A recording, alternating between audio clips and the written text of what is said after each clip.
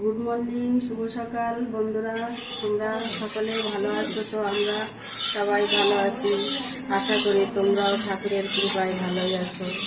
আমি আজকে রান্না করব যে ইলিশ মাছ আমি নুন হলুদ মাখিয়ে নিয়েছি। এবার আমি মাছগুলোকে ভাজা করব। ভাজা করে আমি বেগুন আর আলু দিয়ে মাছের ঝোল করবো। আমি মাছগুলোকে দিয়ে দিচ্ছি, সমস্ত মাছগুলো। এবার মাছগুলোকে ভালো করে ভেজে নিয়ে তারপরে আমি বেগুন দিয়ে মাছের ঝোল রান্না করবো। বেগুন দিয়ে খুব ভালো লাগে খেতে। এটা আজকে হবে বেগুন আর ইলিশ বেগুন। বন্ধুরা, আমার ইলিশ মাছগুলো এক পিঠ ভাজা হয়ে গেছে। আমি একসঙ্গে সমস্ত মাছগুলো কি করে উল্টিয়ে দিলাম। একটা মাছও ভাঙবে না, এভাবে উল্টিয়ে দিলে মাছগুলো সব গোটা গোটা রয়েছে, একটা মাছও ভাঙবে নি। এবার আমার এই পিঠ ভাজা হয়ে গেলে আমি মাছগুলোকে তুলে দেবো।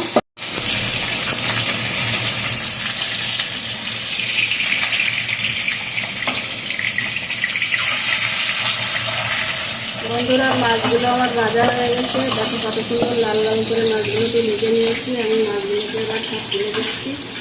এই মাছগুলো আমার সব তোলা হয়ে গেছে। মাছগুলোকে আমি সব তুলে নিয়েছি। এবার আমি বেগুনটাকে একটু ভেজে নেব। এই যে মাছগুলোকে আমি তুলে রেখে দিয়েছি। আর এবার আমি বেগুনটাকে একটু ভেজে নিচ্ছি। বেগুনটা একটু ভেজে নিলে ভালো হয়, নাহলে এই বেগুন কাঁচা কাঁচা থাকে, তেমন একটু ভালো লাগে না, খেতেও ভালো লাগে না। তাই আমি বেগুনটাকে একটু ভেজে নিচ্ছি।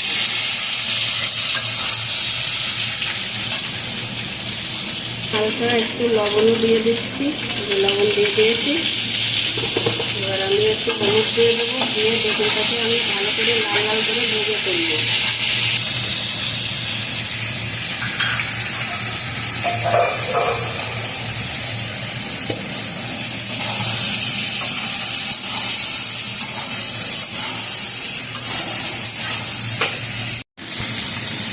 বেগুনগুলোকে আমি লাল করে ভেজে নিয়েছি। আমি এবার বেগুনটা ভাজা হয়ে গেছে, বেগুনটাকে আমি তুলে দিলাম।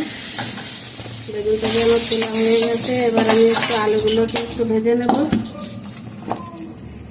আলুগুলো তুলে দিচ্ছি, আলুগুলোকে একটু ভেজে নেব লাল করে, তাহলে তরকারিতে স্বাদ হয়। নাহলে এই ভেজে না দিলে এখন কোনো কিছুতে স্বাদ লাগে না।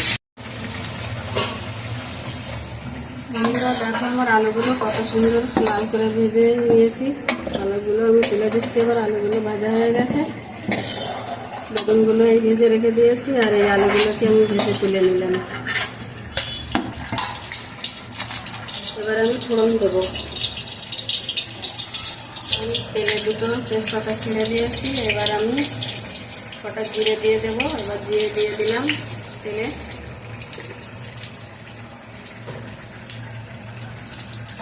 জিরেটা একটু ভাজা ভাজা হোক।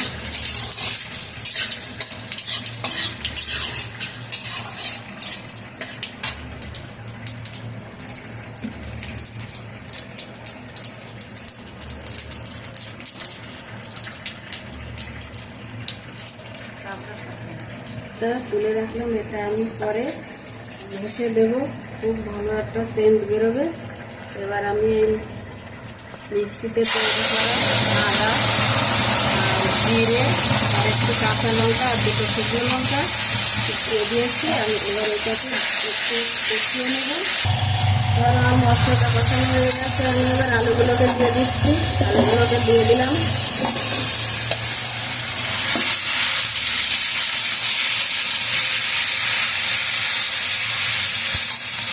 হলুদ দিয়ে দিলাম একটু।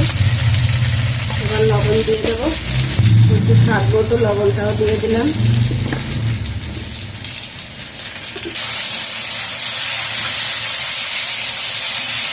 এবার আমার আলুটা কষানো হয়ে গেছে। মশলা দিয়ে আমি জল দিয়ে দিচ্ছি।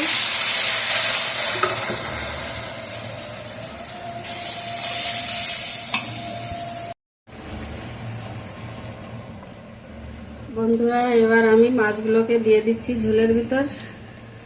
আস্তে আস্তে করে সমস্ত মাছগুলো দিয়ে দিলাম ঝোলের ভিতর। মাছটা দিয়ে দিয়েছি।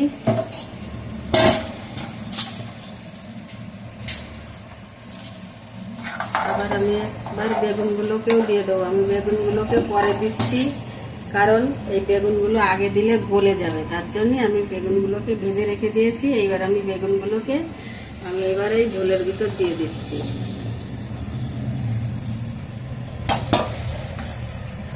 আর আমি এদিকে একটু জিরে আর তেজপাতা তুলে রেখেছিলাম, এটাকে আমি একটু ঘষে ঝোলের ভিতর দিয়ে দেব।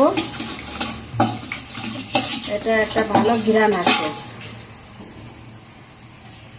আর আমি ঝোলের ভিতর দিয়ে ঝোলটাকে এবার একটু ঢাকা দিয়ে রাখলাম, ফুটে উঠুক, তারপরে আমি নামিয়ে দেবো। ঢাকনাটা তুলে আমার মাছের ঝোলটা কেমন হয়েছে, ফুটছে, কত সুন্দর ফুটছে। এবার মাছের ঝোলটা প্রায় হয়ে গেছে, আমি এবার নামিয়ে দেব। তারপর বেগুনটাও কত সুন্দর রয়েছে গোটা গোটা। এবার আমার ঝোলটা নামিয়ে দেবো, ঝোলটা হয়ে গেছে। বন্ধুরা, এই যে বেগুন, আলু আর ইলিশ মাছ দিয়ে আমি ঝোল করেছি। আমার মাছের ঝোলের রেসিপিটা রেডি হয়ে গেছে।